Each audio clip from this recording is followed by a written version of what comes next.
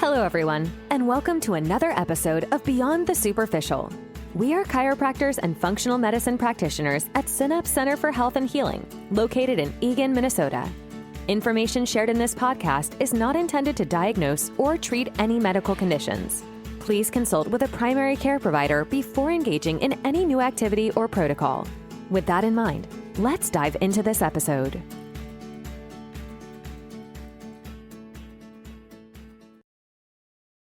Welcome to Beyond the Superficial. We are doctors and practitioners and other providers at Synapse Center for Health and Healing in Eagan, Minnesota. We're so glad that you joined us. Today we have episode 5 in our menopause series, and we are going to be talking about weight, metabolism, and midlife body shifts. So let's go ahead. Let's dive in. Okay, so first up, why does weight gain happen? I feel like we see that a lot with our menopause, postmenopause women. So what are some reasons that it happens? There's a few different reasons, but I'll jump in right away, just kind of my 2 cents of like, when estrogen is shifting and changing, it changes how your body fat is positioned and also where it's coming from. So it goes from the outside or peripheral fat to visceral fat right around your organs in here. So that's why we get like a little bit of an increase in just the belly area. That's super frustrating. So it becomes a little bit harder to get rid of that. And then that fat is more metabolically active in a negative way. It increases inflammation, reduces insulin sensitivity, and causes lipid issues. So that's one big reason there that I'll chime in on. And I guess like on labs too, we'll see like cortisol go up, so like stress hormones are raging, and then at the same time like our sex hormones are going down, so like testosterone will be dropping. And that's why too, even like with men, when we see testosterone drop, we start to see even like that midsection grow as well. So yeah. And then insulin resistance is another huge one as well. So blood sugar dysregulation, we'll see quite a bit. We're not eating enough of the right foods, not eating enough in general. That'll play a role. Yeah, because we need estrogen to make the insulin receptor sensitive. We also need estrogen in the mitochondria to make them function. So if estrogen isn't doing that, it slows our metabolism as well. So that kind of compiles on top of each other. Yeah, and with the diet piece too, I feel like a lot of people are like women, especially in the morning, we're just like not hungry, right? Or you're not hungry, so like you want to grab like a something quick carb heavy, or like a processed carb, instead of doing like a nice big healthy meal with like a lot of protein with the carbohydrates, with the fat, and then we're more satisfied throughout the day, and we're not seeing those huge like blood sugar spikes and then a big crash. So just really prioritizing the big animal proteins throughout the day, the big 3 meals for sure. Yeah, I'll kind of piggyback off that with the cortisol. As cortisol goes up, and then we start to see it crash. If it's up, if it's chronically high all the time, that cortisol then starts to be depleted too. So we sometimes get a lowering of cortisol, and that's not good either for blood sugar, because cortisol is needed to help maintain that blood sugar balance. And so it's kind of an interesting interplay, because then I think we were talking about this the other day, is that cortisol, just like insulin has receptors and sensitivity of the receptors, cortisol in the brain, the hypothalamus, actually has receptors too. And that chronic stimulation of cortisol makes that sensitivity, like you need more of the cortisol to get the same negative feedback. So then you have this wild loop of high cortisol, and eventually it kind of like you don't get that cortisol, so you don't balance the blood sugars as well. And then we get the crash and the cravings that come with that. So that's another reason why cortisol is a big part of it. Mm-hmm. And, as we get older too, we become less active, less muscle mass, and the less muscle mass we have, the less metabolic we're going to be. So we're not going to be, burning as much calories at rest. So the more muscle that we pack on throughout the years and through menopause too, like that's going to dramatically help just having more muscle mass on you. And the more muscle mass too, we use those carbs, those carbs will go right into the muscle, and utilize that blood glucose more effectively too. So muscle mass is so important too when it comes to weight gain, because it'll just naturally kind of lean out. Yeah, there's a cool thing that a lot of people don't know is that you don't need insulin to take blood sugar or sugar into the muscle cell when Like you're my using favorite thing. That's so So that's a interesting. big reason why insulin gets better, insulin receptor sensitivity gets better, and our insulin levels get better because we're not needing it. We're not needing it from the pancreas so much because we're moving those muscles. So that's a lot why a lot of people get out of type 2 diabetes when they start exercising and lifting weights because of that. So it's a big importance for that too. Yeah. So interesting. Yeah. Anything else on waking? Anybody? Or should we go to the next? Yeah, you guys covered a lot of it. That's great. So much to say. Well, this is a good one. Lipid control and estrogens effect on cardiovascular health. I probably said this on the previous podcast, I don't know. But a lot of times we'll see as you get older, cholesterol will go up, kind of like a protective mechanism too, because hormones are actually dropping. So we need that cholesterol as a building block to help with hormone support. Like cholesterol is really the backbone of all of our sex hormones. So if we're, getting put on statins and all this thing, trying to lower cholesterol, like what sort of building blocks do we have left for hormones in our brain health? So it's just a big one. I see that. It makes me. I love that because I've never actually thought about it for that reason, and it reminds me of just how much the body is just smart, right? Like it's doing things for a reason. Whenever things go off, we have to ask, and that's functional medicine. Like, well, why is the body doing this? And I've never thought about that of like the lipids going up because it needs because we need more of it to have that substrate. Interesting. What else? Anything else with lipid control and estrogens? Yeah. Oh, no, okay. You go first. Okay, I was going to say estrogens and I believe testosterone and even maybe progesterone have to do with the liver needs those hormones to package lipids correctly too. So that's another reason why we see it elevate is because we're losing those levels. Yeah. And another thing with estrogen too, estradiol is extremely protective with our arterial health. So that's why it's important to test estrogen on men too. I know this is like menopause support, but but with cardiovascular health, estradiol is so important with that glycocalyx and that endothelial lining to help regenerate our arteries too. So we need estrogens, men and women, for our cardiovascular system too. Very protective. Okay, next. Oh, this is all your attention. Next, we have just the emotional toll that can happen with menopause. So, the shame, body image, frustration with diets, all that. So, give us your thoughts. Yeah, I have a lot of people who will come in and are working with our coaches and struggling with diet. And something that Dr. Troy will talk about is how this program is actually designed. So much of our diet can be a source of comfort or a source of control. So it's actually kind of like a symptom to how we're actually doing. So if you think about the nervous system, at the root of how it regulates is through nutrition. So baby, how they grow their nervous system is getting emotional nourishment from mom and physical nourishment. And that can really set us up for the rest of our life with our nervous system and how we're able to, especially for women, receive support, receive just kind of our basic needs and actually absorb them.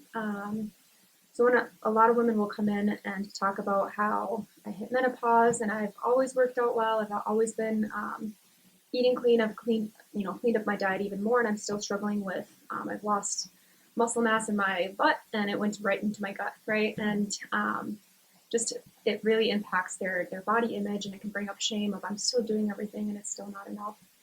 And so just like every other practitioner here talking about the root cause, we also get down to the root cause of why this is happening, because it's usually not just the diet, it's also our nervous system and how it's responding to stressors.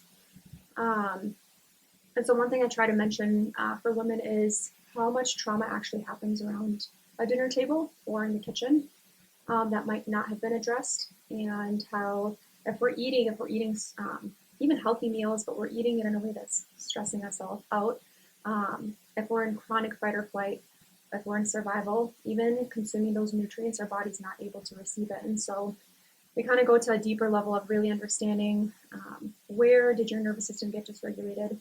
How can we actually create some practices in your life where we can slow down that survival energy or release it is a way to say it. And how can we actually change your mindset to be open and see yourself in a different way? And that can look like different modalities for women. But sometimes we have to go backwards. Sometimes we actually want to go forward and think about even their thoughts about aging and their femininity, kind of what we talked about in episode 2 and 3, and make sure that they have somewhere to actually fall back on. Not just working on the nervous system, but creating a brighter future for women as they're thinking about what menopause entails and how maybe calories in doesn't always mean calories out. And what are some ways that we can shift our mindset and prime our body to actually do some of these therapies or do some of the things and have some success with it. And I think a lot of menopause women are kind of in that age group, grew up in a really toxic society when it comes to food. Mm-hmm. I mean, like within like the 90s, we have the grapefruit diet and the ice cream diet, the hot dog, like there's so many weird types of diets that women were told this is how you are healthy. You completely control, you completely restrict. And so now these women are entering menopause and they have to work on their relationship with food in a way that they haven't had to before, because oftentimes that's the source of stress, is this control that you have to eat completely perfectly in order to obtain that, and they're eating perfect and they're not obtaining it, so it's extra frustrating. And so a lot of education around your relationship with food is vital during menopause to be able to have that parasympathetic relationship with food. You know, I see that to the gym so often now because as a person I'm 46 now, well, almost 46. I'm getting so old I can't remember how old I am. But when I go to the gym now, like when I was growing up and it was all about being stick skinny. And now I see these young girls just building muscle and getting stronger. And I love that flip. And so I'm hoping that equates to a better image and healthier lifestyle with that too. So yeah, I agree. Yeah. I was going to mention with what you said too. I've experienced this in a different kind of way. I was going through a stressful time with my father's health, and we were in the hospital.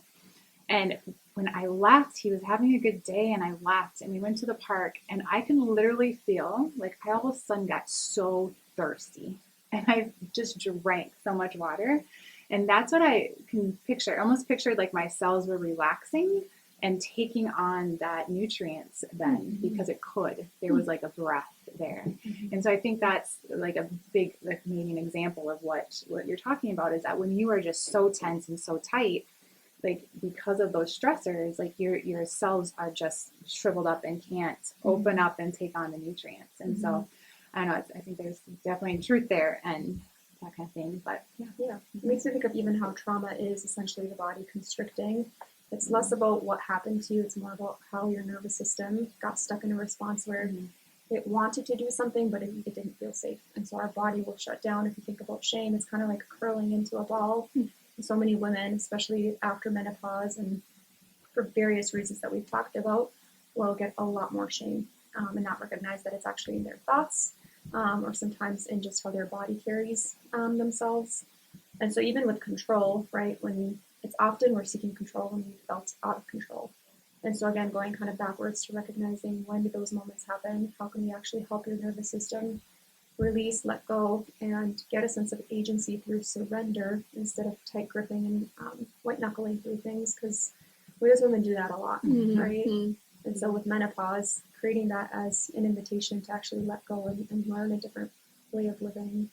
Do you ever ask, or is this part of what you do, is asking them, like, what's the reason why you want to lose weight? Like, because I could see it where, first and foremost, you need to love your body and you need to love yourself. And, I mean, does that come out a lot where people are doing it for these wrong reasons, and that's part of them not being successful in it, is that it's just not a healthy reason that they're going for it?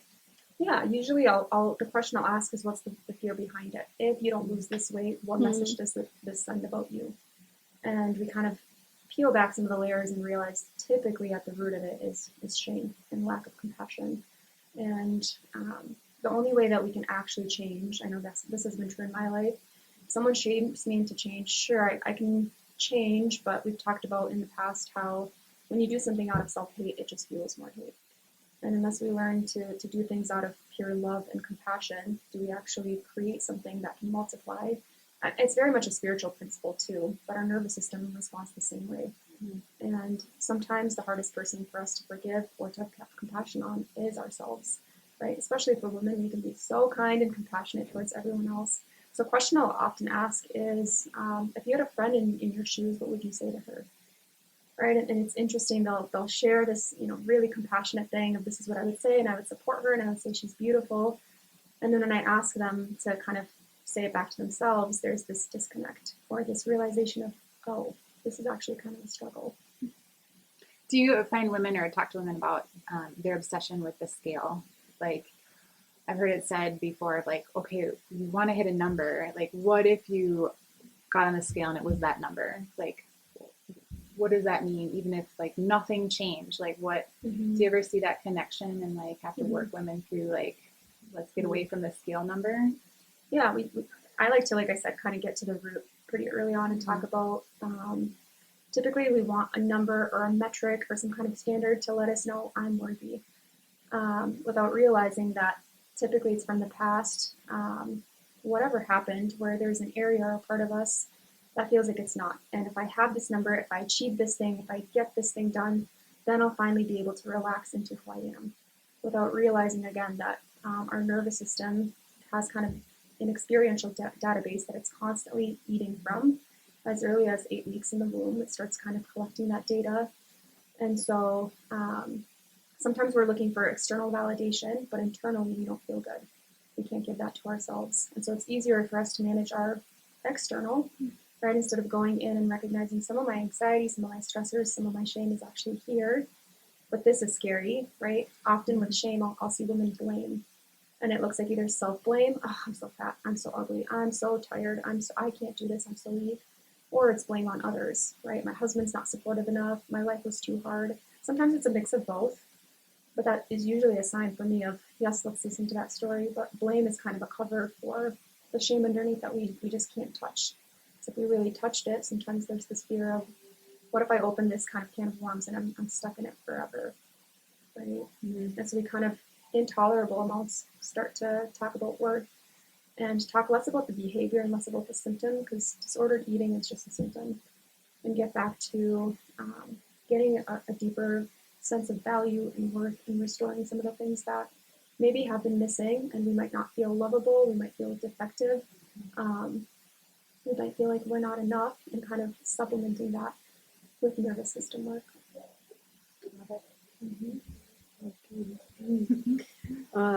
Last topic, kind of broad, so we can go whichever direction we want to, but just how collectively, how movement, nervous system balance, and sustainable nutrition supports health in menopause.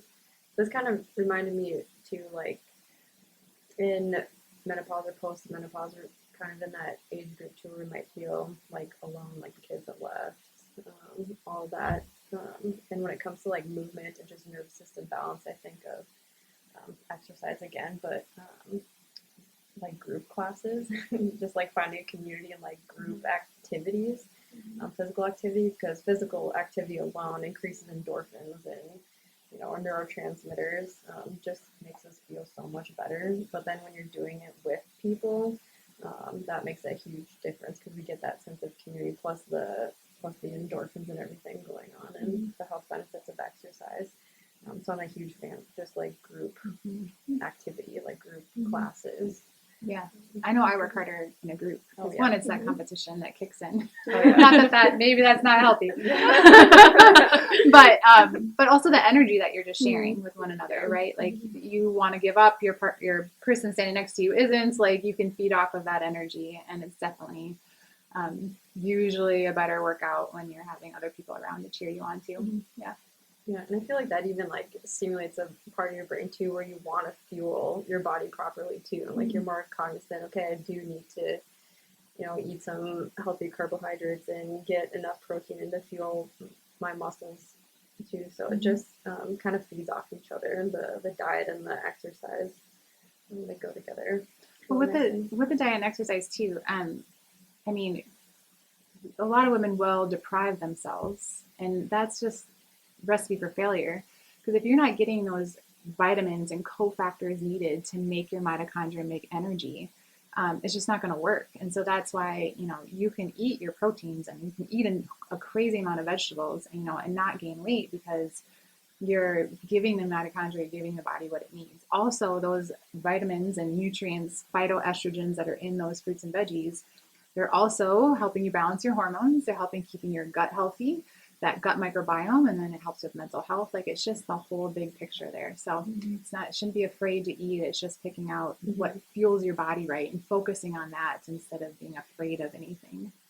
Yeah. And even like from personal experience this year, like I went through a big cut and I lost 15 pounds, but I ate like the most I ever have. Like I was eating a lot of protein and just a lot of food and just properly fueling myself with the right things. So it's surprising. And that's what's great about the programs here is that you have someone reminding you of that and walking you through that, because sometimes we forget and we just like, oh, I have to restrict more. Obviously I have to restrict more. But no, once you get into that, like, oh, I'm eating healthy, I'm feeling better, and like it's working. Like it's sometimes hard to get there mentally because it doesn't make sense, right? You think like more food would equal like more weight gain, but it doesn't. So. Makes me think of how one of the things we sometimes work with my clients is scarcity mindset, and how we can have scarcity around food or not having enough time or energy or whatever it is, and how that can play so much into food, because for women it is usually just restrict so you can be smaller, instead of realizing how can we expand into some more abundance, which probably looks like going through some of the disappointments that we haven't been able to. That's usually a component. And then recognizing, again, how can we expand and see a better future instead of just going from the past of our nervous system and the data that it's collected, because it's not always right. It's not always true. So good. Yeah. And then with exercise too, how exercise, if you think about it, I'll often describe the nervous system like a ladder. And if you're feeling stuck, if you're in shame, if you're feeling collapsed, if you're feeling more sensitive, usually that means you've been in survival and now your body's in conservation mode. And a lot of people want to get up to the very top of the ladder where they feel like themselves, they feel good, they feel happy, connected, safe, all the things we want, right? But in order to get there, we actually have to go through some of that survival energy and kind of open up that can of worms, if you will, and kind of move it and shift it so it goes somewhere, because we've been swallowing it and holding it, and our muscles can feel it. Our body is tensing because of it. And so exercise is such a just neat, simple, playful, safe way for us to move our muscles, move the body, move the survival energy out, and actually remind our brain as we do that I'm safe, I can protect, I can fight if I need to, I can run if I need to. And it's a playful way, because especially if you're in a group, right, play is a way that we can reestablish safety where maybe we didn't feel safe in the past. So I'm a huge fan of exercise, just even something as simple as taking a walk. In the powerlifting comp I was just at, they had a master's class or master's category. There was like 60 up, and there was this lady, I think she was 70 something, but like her deadlift, she lifted 195 pounds for deadlift. What? Yeah, and even there's this lady in her 60s, she got up to like 225, I think. At least 225, not more. And like they were just having so much fun. Like they were just like loving it. Like everyone was like cheering them on. It was just like the coolest thing. Just these women just lifting 200 pounds, no problem. Like, you guys are so awesome. I'm like, I want to be you when I grow up. It's so cool. And it might take a little time to find that group that you fit with, or that you feel comfortable with, or that gym, or what works for you. I often tell women too, who are struggling with like joint pains as we get older too, is don't forget about like water aerobics. It's a great way to remove gravity a little bit, so you can still stimulate those proprioceptors and activate the brain without so much of that joint pain that might come with it. So a lot of people do a good job with that too. Any other thoughts? You did a lot of good points. Yeah, a lot of good points. Awesome. All right. Well, thanks for joining us, everybody. Thank you. Thanks. That concludes today's episode of Beyond the Superficial. Thank you for joining us, and stay tuned for more episodes. For more information, please visit our website, www.officialsynapse.com. your partners in healthy living for optimal life. We would love to hear from you on how our podcast might be impacting your life. We also want to hear what interests you. Please leave your feedback on our media page at www.officialsynapse.com. Thanks again for listening, and we'll catch you in the next episode.